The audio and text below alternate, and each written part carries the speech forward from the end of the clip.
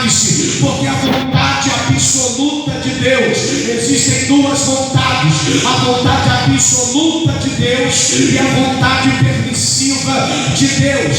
Tem coisa que Deus permite até você tomar algumas decisões, vontade permissiva, mas a vontade absoluta de Deus sempre está em primeiro lugar. Eu não entendi, apóstolo. Eu vou descer o nível da revelação para você da glória, o nível da obediência, do propósito, do querer de Deus absoluto. É que você não se perdesse, é que você não conhecesse o pecado, é que você não aprofundasse no pecado. Mas existe a vontade permissiva.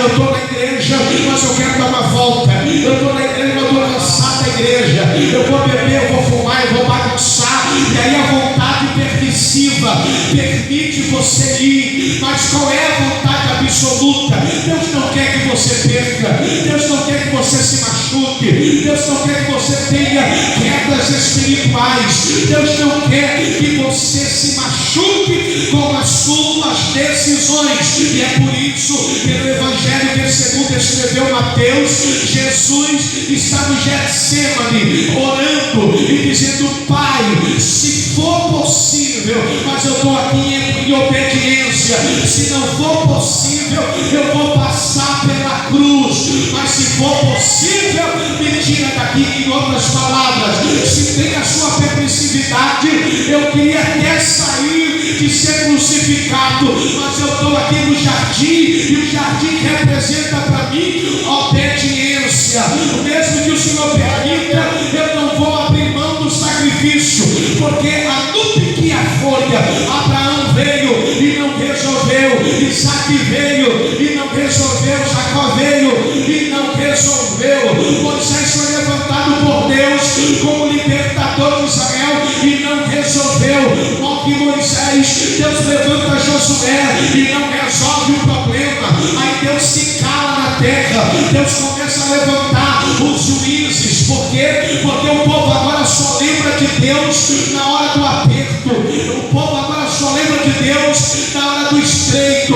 E a Bíblia diz que então, quando o povo clama, Deus levanta um juiz e o juiz vai julgar a causa do povo. Só que os juízes não resolveram. Então Israel agora começa a olhar para as nações pagãs, e olhando para as nações pagãs, Israel agora quer um rei. Não obstante a isso, eles estão dizendo, em outras palavras: nós não temos rei, o nosso rei está no céu, nós queremos um monarca humano, nós queremos um rei como tem as nações pagãs. Então levanta-se reis, levanta-se Saul, levanta Samuel, dentre muitos reis. Ninguém resolve o problema da queda de Adão no Éden. Eita, ninguém resolve o problema no pique a folha dentro do jardim. A Bíblia vai dizer que agora Deus levanta Neemias, levanta Esther, levanta Esdra, Naracanto com a Lúcia. Eles também não resolvem.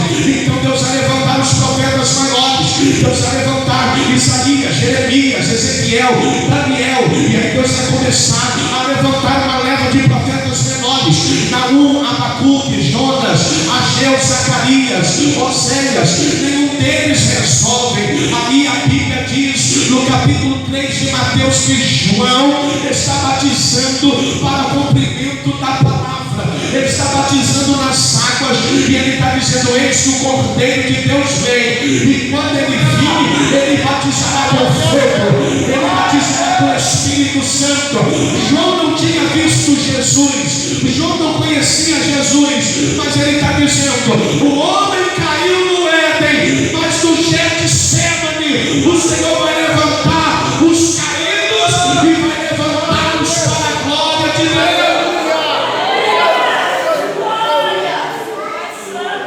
Eles não resolveram. Aí Jesus, Deus está olhando para a terra, está vendo a AIDS entrando no homem, o câncer entrando no homem, enfermidades mortais entrando no homem. Por quê? Por causa do pecado. O pecado é bom, é minúcia, candarápia, mas o pecado nos traz desgraça. gracidências.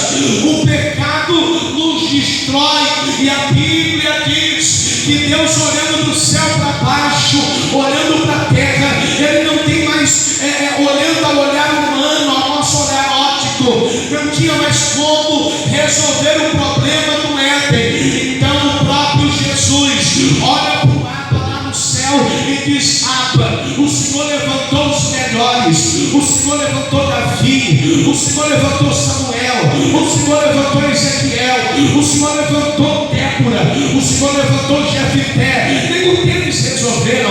Permita que eu me reencarne, que eu desça como Deus e nasça da Virgem Ramiraraçúria. Por quê? Porque eu vou resgatar a queda do homem. Irmãos, enquanto isso está acontecendo no mundo espiritual, o diabo está fazendo festa, o diabo está destruindo famílias, o diabo está destruindo casas, o diabo está destruindo reinos, reinados. E aí eu quero liberar uma profecia. Levanta a tua mão, porque eu quero profetizar a Baraçúria.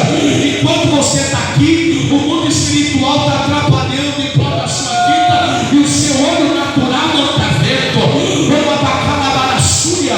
Enquanto você está aqui de mão levantada e apresentando a Deus o que você apresentou nas orações, na subcantanévia, o diabo não está vendo o que está acontecendo, mas lá no céu já está sendo materializado o que você precisa, o que a tua casa precisa, o que o teu casamento precisa, o que a tua vida espiritual precisa. O remai de onde me clama, eu vou esperar você adorar.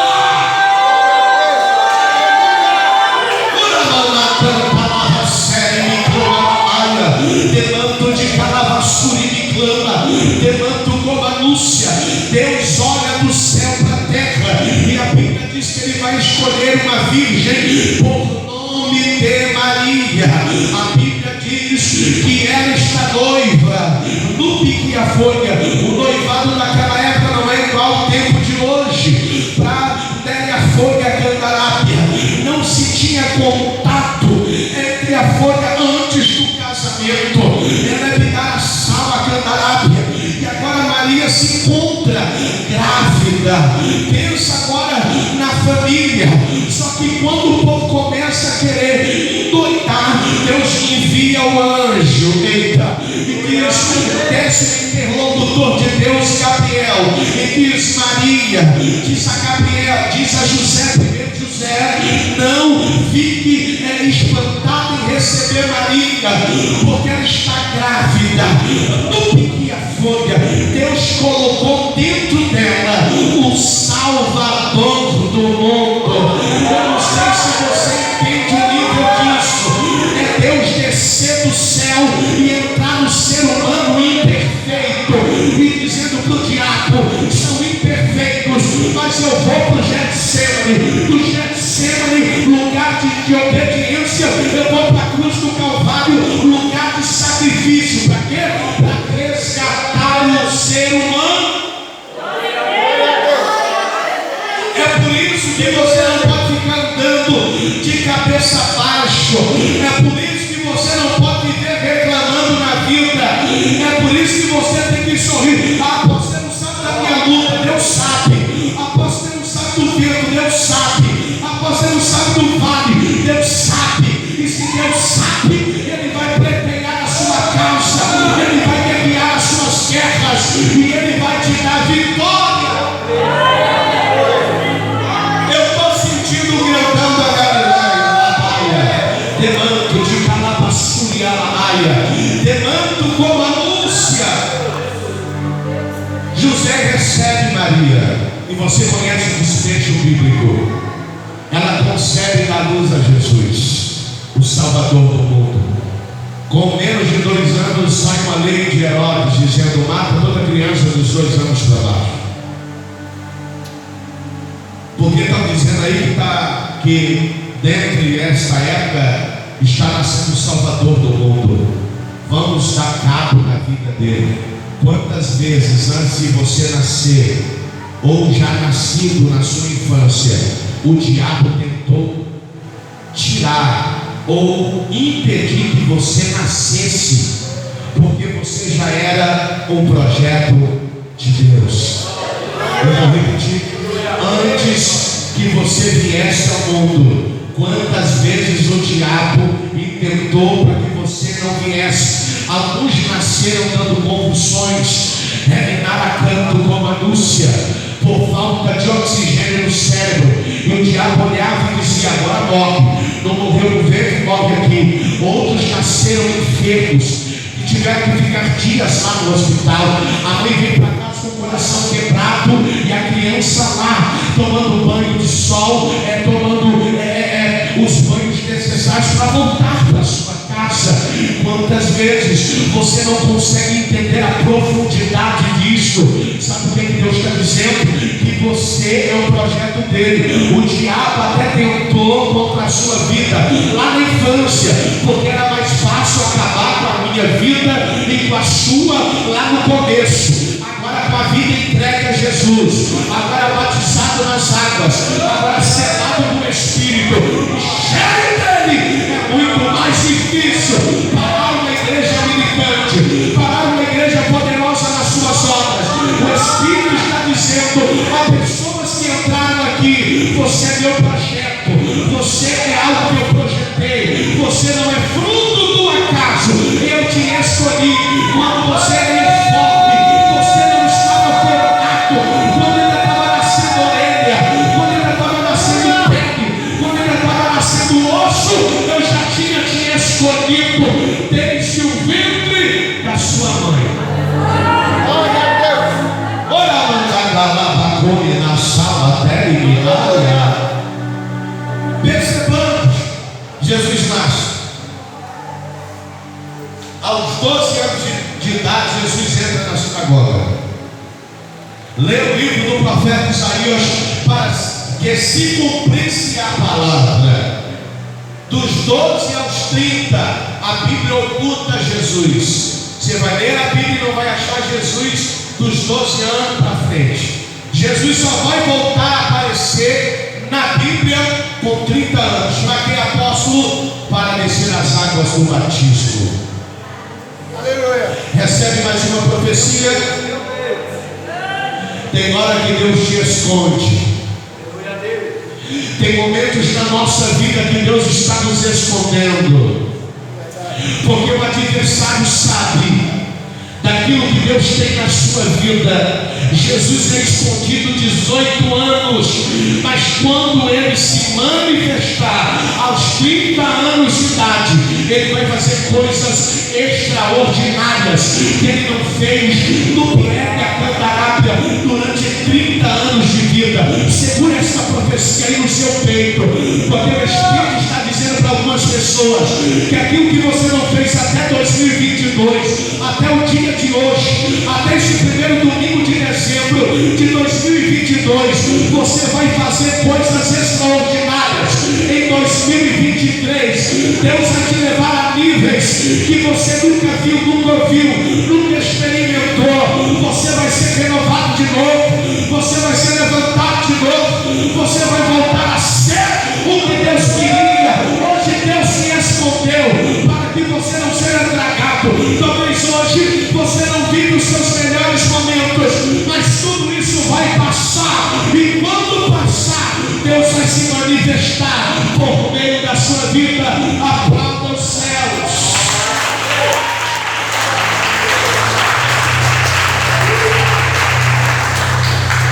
Jesus aparece aos 30 anos de idade e está lá João batizando.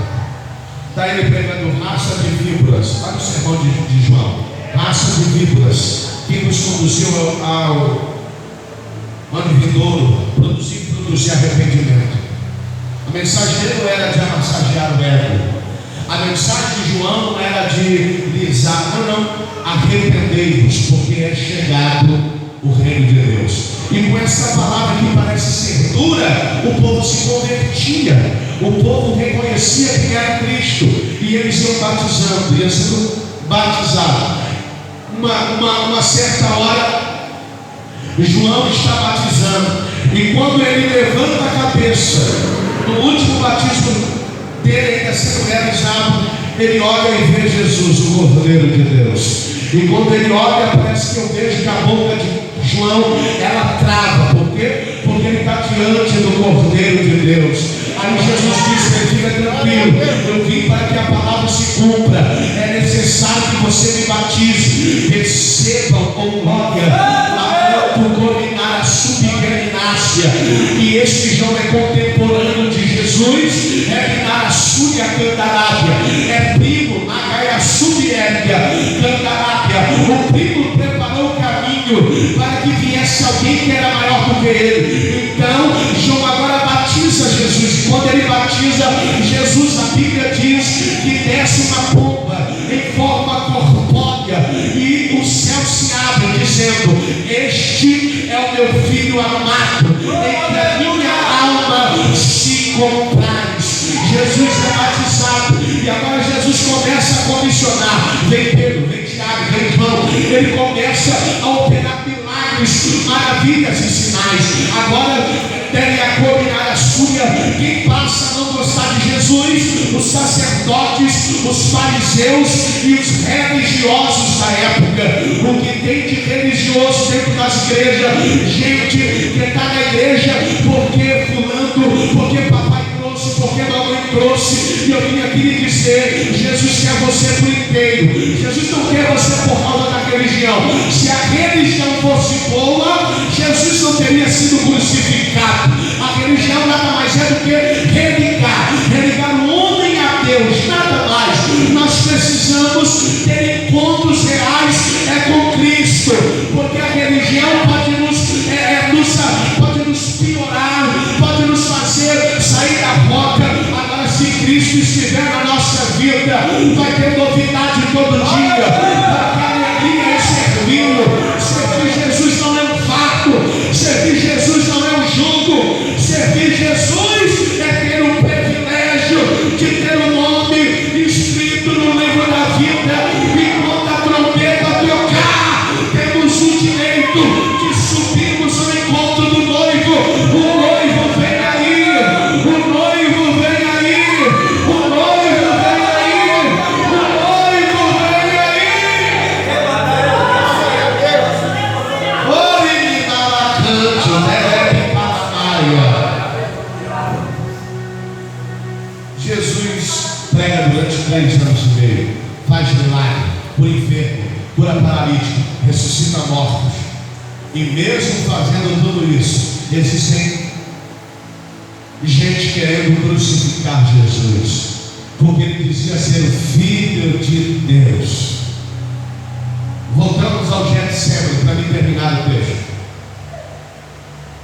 Jesus está orando, e Lucas vai escrever que Jesus agora vai começar a sofrer tanta agonia, tanta angústia, que os poros vão começar a sair sangue, as veias capilares, diante da angústia e da pressão, vão começar a se quebrar, e Jesus vai começar a pingar gotas de sangue.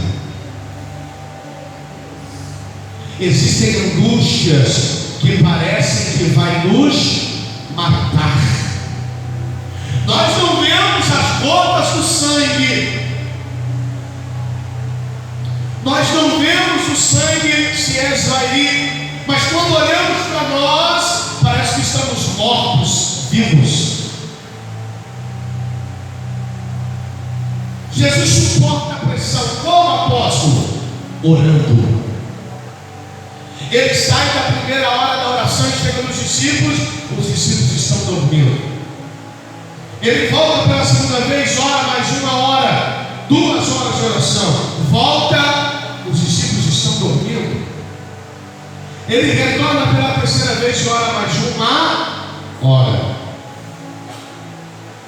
Olha para esse irmão e diga para ele: existem angústias, existem dores que 1 hora, 2 horas, 3 horas de oração não vai resolver. Tem que ser mais. Quando ele vence a terceira hora, ele se enche desperta os discípulos e diz a eles: por que não podeis vigiar 1 hora comigo? Eu orei 3 horas e vocês não conseguiram perseverar aqui 1 hora. Ele desperta os discípulos e diz: vamos, porque o traidor está para chegar. O traidor está para me vender, para que se cumpra a palavra. A Bíblia diz que Judas não participa da Páscoa, melhor, participa da Páscoa e não participa da primeira ceia que Jesus faz reunindo os apóstolos. Por quê? Porque quando Jesus a reuniu para participar, ele já não está mais. Ele saiu para vender Jesus por 30 moedas de prata. E o recado aqui para mim e para você é simples: não venda Jesus, não abra mão de andar com Jesus por momentos passageiros, não abra mão de ter Jesus como centro da sua vida. Jesus agora é preso no jardim, mas ele cumpre o sacrifício da obediência. Obedecer não é fácil, irmão. Obedecer o que Deus quer da nossa vida não é fácil, mas é algo que sacia a nossa alma quando passamos por aquele processo. Obedeça. Talvez agora você está passando por uma circunstância que você não está entendendo, mas no dia que você entender o processo, Deus precisa parar de ser Deus e você pode se tornar Deus no lugar dele. Processo, quando está no seu discorrer, não é para a gente entender, irmão. Nem tudo que acontece na nossa vida é para a gente entender. E quando a gente entende que nem tudo é para a gente entender, não cria-se em nós conflitos na alma, não cria em nós guerras desnecessárias, não cria em nós batalhas sem ter necessidade delas serem criadas. Jesus agora está preso. A Bíblia diz que eles prendem Jesus indo ao caminho do Gólgota, e vários soldados romanos, chicote de algazove, couro, ossos de carneiro, chumbo envolto, e eles se laceravam sobre Jesus. 40 menos uma, 39 chibatadas, e foi desfigurando o corpo de Jesus. Eu não sei você, eu só consegui ver Paixão de Cristo uma vez, não consegui mais, de tão forte. E algumas pessoas dizem: não, mas aquilo é exagerado. Se você pegar o chicote de algazove, você vai ver que aquilo chegou próximo, muito próximo. E a nenhum momento Jesus disse: chega, vou parar por aqui. Jesus está tomando as chicotadas e ele está olhando para a eternidade. Eita! E ele está vendo o Denis, ele está vendo o Sebastião, ele está vendo a Maria, ele está vendo a Ana, ele está vendo o Benedito, ele está vendo o Eduardo, o Reginaldo, o Odaí, a Ana Paula, o Reginaldo, e ele está dizendo: o preço que eu estou pagando aqui vai levantar o Adão caído. Eu sou o Adão que veio resgatar o Adão caído. Aí lemos Mateus 27 e eu termino. E chegando a um lugar chamado Gólgota, que significa lugar da caveira, a cabeça de Golias foi enterrado nesse lugar chamado Gólgota, chamado como lugar da caveira. Aquele Golias que Davi matou e cortou a cabeça. Então já tinha uma história de vitória naquele ambiente. Deixa eu liberar uma profecia sobre a tua vida. Existem lugares que você vai passar e que vai tirar todas as suas forças. vai tirar todo o teu ânimo, toda a tua alegria. Mas existem lugares que Deus vai plantar você, e você plantado vai gerar vida, vai gerar vida, vai gerar vida àqueles que precisam ser tocados. Jesus está no Gólgota, Jesus está sendo crucificado, está sobre o madeiro, está crucificando agora, metendo prego nas mãos de Jesus, está metendo prego nos pés de Jesus, e não é um preguinho da construção, são pregos de 32 a 36 centímetros, e Jesus a nenhum momento disse: vou descer daqui, não vou pagar o preço por causa do pecado do Denis, por causa do pecado da Nívia. Não, Jesus vai até a última hora. A Bíblia diz que ele tem sede, então ele vinagre, ele dá a salva, então ele vinho, melhor dizendo, com fel. Jesus agora tem sede, mas ao invés de dar água, dá a ele vinho com fel. A Bíblia diz que em vez de dar ele coroa, dá ele uma coroa de espinho. A Bíblia diz no livro do Gênesis que nasce-se os abrolhos. Então Jesus vai quebrar o que nasceu lá no Gênesis. Por quê? Porque abrolho nada mais é do que espinho. Agora na cabeça de Jesus estão os espinhos. Jesus está dizendo: eu vou passar pelos espinhos, para quando os espinhos anaiochore me canta, apertarem a tua vida e tentarem te ferir, você vai lembrar que eu venci o mundo. E vocês no Piérnia também vencerão.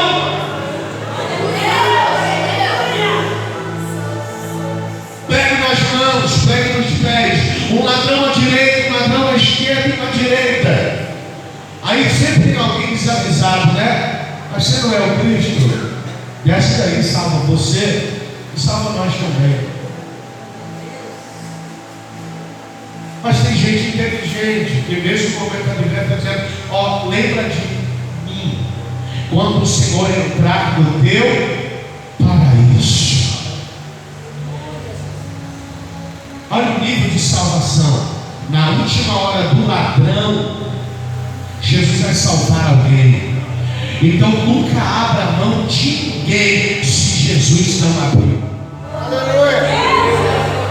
Nunca abra mão de ninguém se o próprio Cristo não abriu mão do ladrão que se arrependeu na última volta do ponteiro. E ele diz: lembra-te de mim. Jesus olha nos olhos dele como amado da nossa alma e diz: hoje mesmo tu estarás comigo no meu paraíso.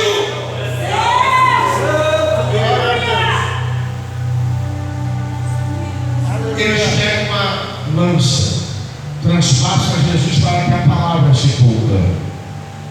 Termino. Jesus não foi morto, ele entregou o Espírito.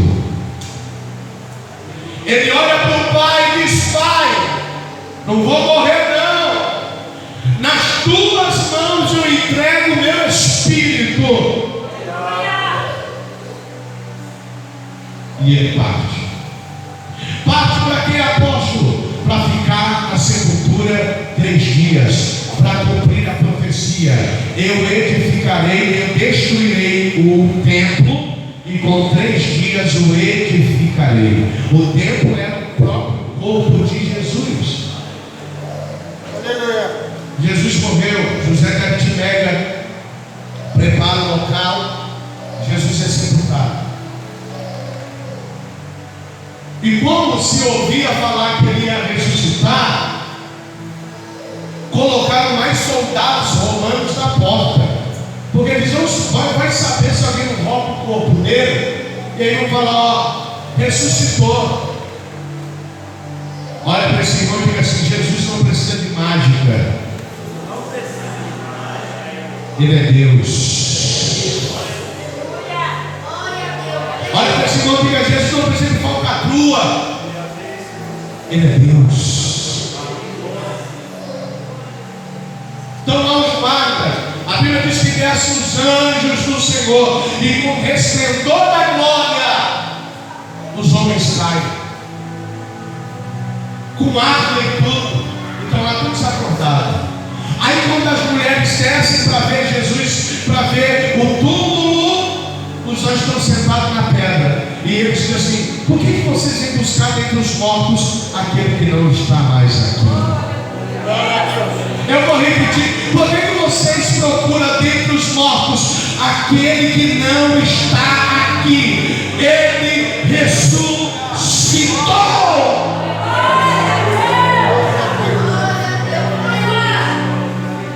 As mulheres saem correndo de encontro aos discípulos e elas dizem: ele não está mais aqui, ele ressuscitou. E sai Pedro correndo, sai Marcos correndo, e eles vão correndo de encontro ao sepulcro. E quando chega, o texto diz que um entra, o outro não consegue entrar. Mas quando entra, tem um lençol aqui e tem um lenço dobrado à parte. E todos nós sabemos que toda vez que é uma cultura judaica, que quando se dobra um lenço e põe na mesa ou em um lugar, não é para tirar a comida, não é para tirar-se um prato. Por quê? Porque aquela pessoa vai voltar. Jesus deixou o lençol, mas deixou o lenço dobrado, dizendo: eu ressuscitei, mas eu vou voltar para buscar uma noiva atormentada, uma noiva limpa, uma noiva santificada, uma noiva que não vai querer passar a eternidade nem no inferno e nem no lago de fogo. E é por isso que nós não temos que nos preocupar com quem vai governar a nação brasileira, porque feliz é a nação cujo Deus é o Senhor. O Deus da nação brasileira é o Senhor.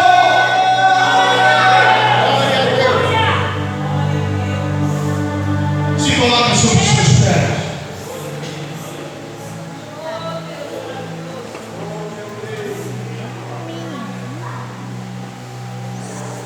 Ele venceu a morte. Buda não venceu a morte. Allan Kardec não venceu a morte. Maomé não venceu a morte.